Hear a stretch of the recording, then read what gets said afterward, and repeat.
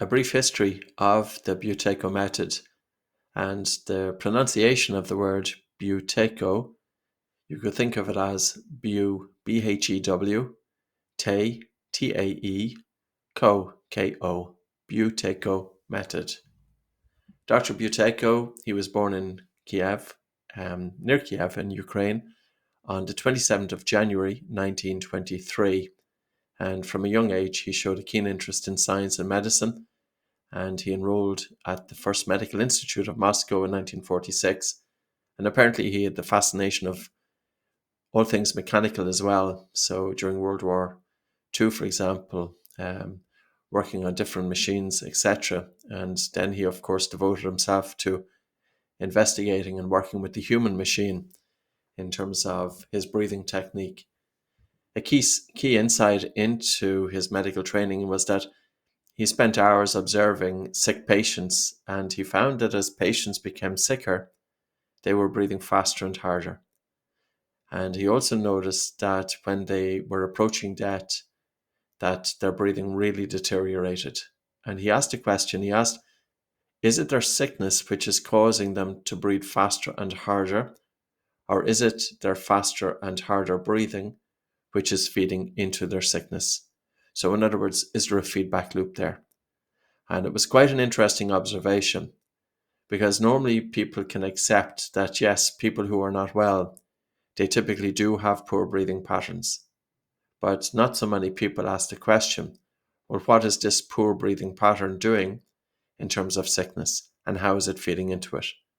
The science back then, of course, was centered all on carbon dioxide, but the science nowadays, we can ask the question, well, if you're breathing faster and harder, what's it doing to the autonomic nervous system?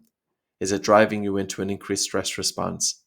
So it's very normal for people to have, when they have chronic conditions, to also have some degree of anxiety that, in terms of the stress associated with the condition, their breathing can be impacted.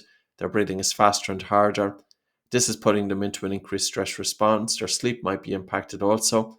And of course, it's not the ideal grounds for recovery if our breathing is faster and harder and our sleep is impacted.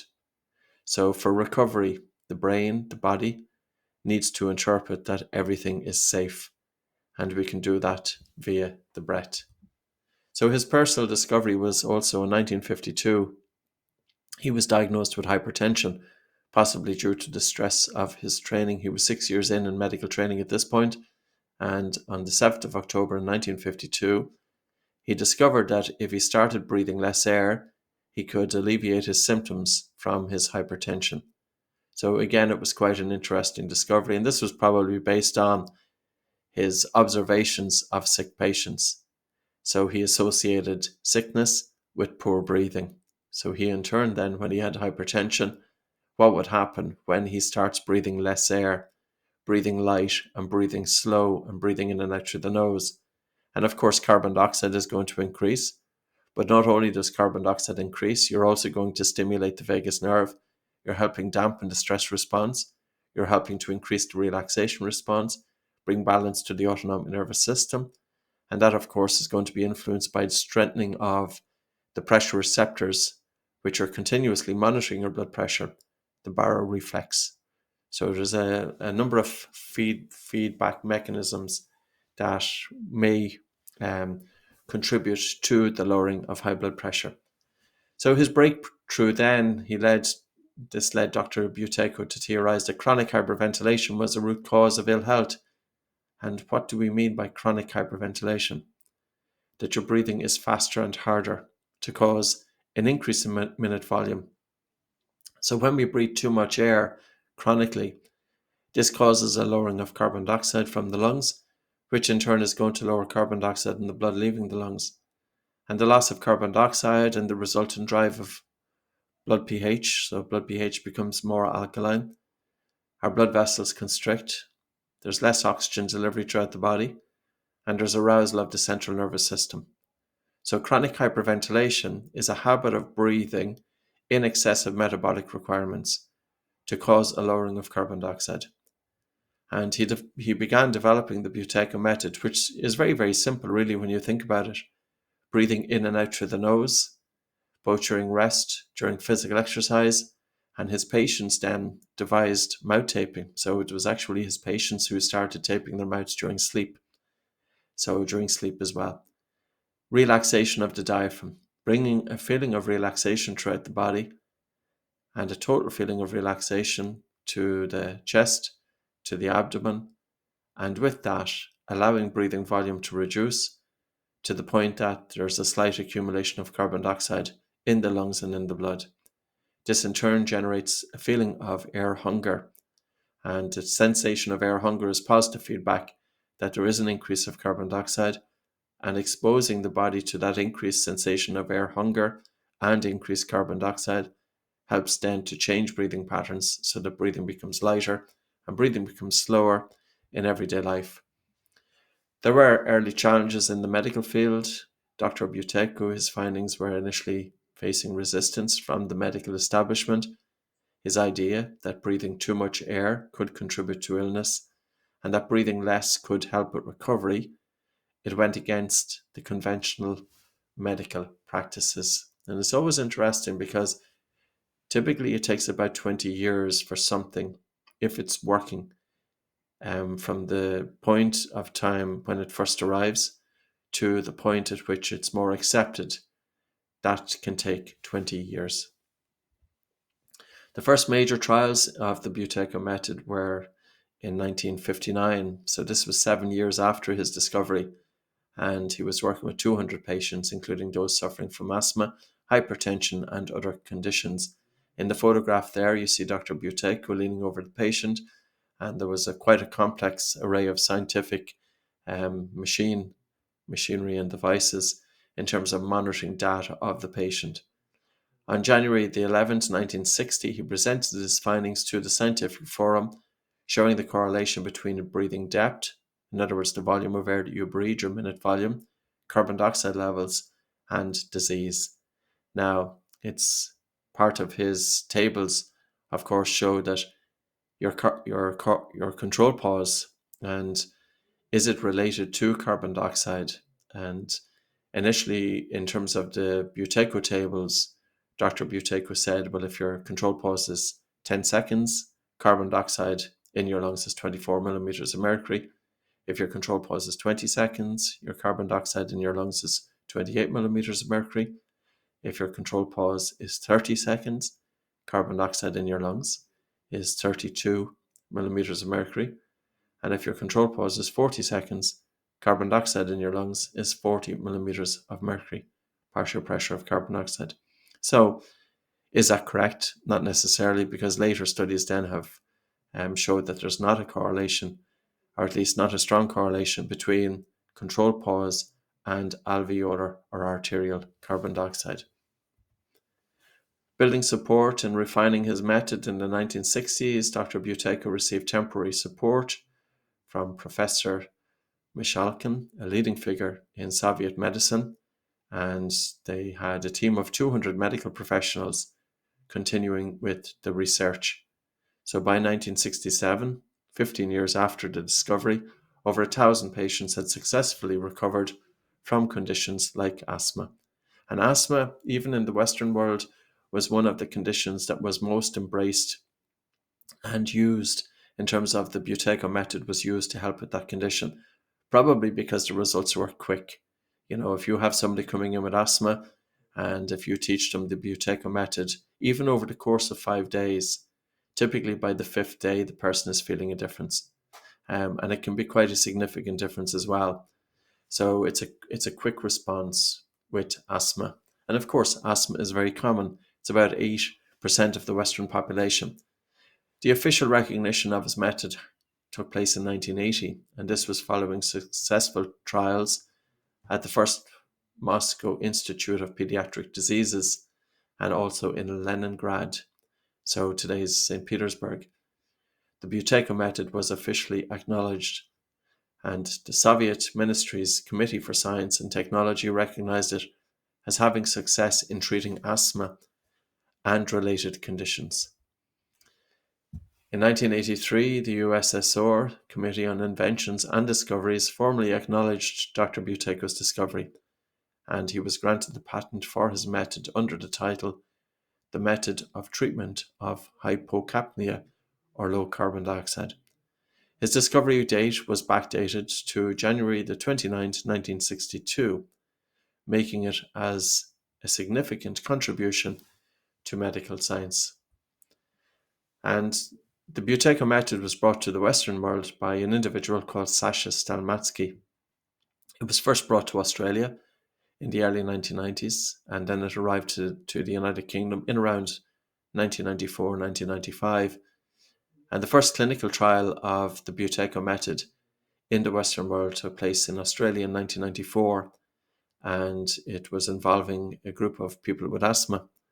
And the results of that were pretty impressive, that the individuals doing the Buteyko method, they had 90% less need for rescue medication. They had 70% less symptoms, such as coughing, wheezing, breathlessness, and they had 49% less need for inhaled corticosteroid. And that was in comparison to the control group, who had 0% change. And the control group were taught the in-house hospital treatment or program for asthma. So it was quite interesting. Those results were published in Australian Medical Journal in 1998. Sasha Stan Matsky, quite an interesting character. He has since passed on, and he definitely provided and, laid the foundation for the Buteyko method in the Western world. He also wrote a couple of books. One is called Freedom from Asthma, another is called Freedom from Insomnia, and he may have a third book, I can't remember. So he was delivering workshops in the early 1990s and mid 1990s in the Western world. Sasha Stan Matsky is also the instructor that was involved with the 1998 BBC documentary, which is very interesting. You will find it on YouTube. I think anybody with asthma, and of course anybody teaching the Buteyko method, should watch this 30-minute documentary. The name of the documentary is Breathless. 3 individuals with asthma. They're putting the Buteyko method to the test. 2 of them are at the end of the road of medical treatment. They have quite severe asthma, and Sasha Stan Matsky has 5 days to make them better. So no pressure. The documentary did bring widespread attention to the Buteyko method, especially in the UK and Ireland. And it's quite entertaining as well. So I think you will enjoy the watch. I was lucky enough to come across the Buteyko method in the late 1990s, only for myself, though, putting it into practice. And then it was in the early 90s that I decided to teach this technique. And I trained in Moscow. I was fortunate enough that Dr. Buteyko was around at the time. You see my diploma is there, and it's signed by Dr. Buteyko. And I received that on the 5th of March, 2002. So when I came back to Ireland, I started teaching mainly people with asthma. I was lucky enough to get a break in the media. A local newspaper wrote an article. I got my first 3 clients, and that was in March or April of 2002. And I also got a lot of publicity from newspapers and television. So it has been my full-time occupation since 2002.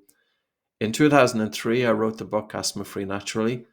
And my reasoning for that was because I felt that medical doctors were not interested in the Buteyko method for asthma. And I didn't have a way of really getting the information out to people with asthma. I had also contacted the Asthma Society of Ireland. They didn't seem to be interested either in it. They still are not interested, unfortunately, although I haven't spoken to them or made contact with them in about 10 or 15 years. So maybe they have changed. That I don't know. But I wrote the book Asthma Free Naturally in 2003 to help bring the information, to get it into the hands of people with asthma. And I put the technique into it. The exercises are in it. The book was lucky enough, it got published in the UK. It also got published in the United States. And then in 2004, I wrote a book called Close Your Mouth. And that became popular as well. So I've written then, of course, a number of books since that. But that was my forte into Buteyko. Dr. Buteyko passed away on the 2nd of May in 2003, and he's buried in Ukraine. Now, he died at the age of 80. He did have a number of events in his life. He was in the bad car accident.